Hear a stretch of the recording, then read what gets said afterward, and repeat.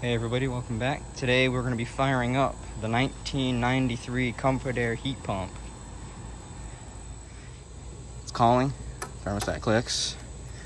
It is 220, so I've got it on a breaker and don't do stuff like that, but that's my only choice.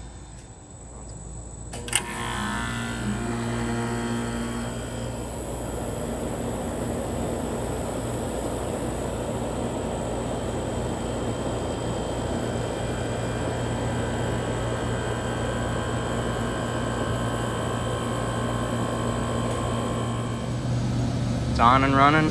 It's getting colder. All speeds work. Medium.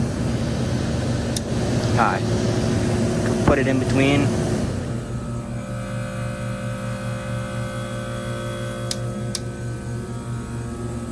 And there's a normal fan setting and an auto setting.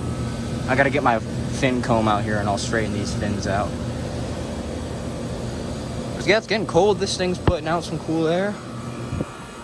And out here, it's putting some heat. It's pretty sweet.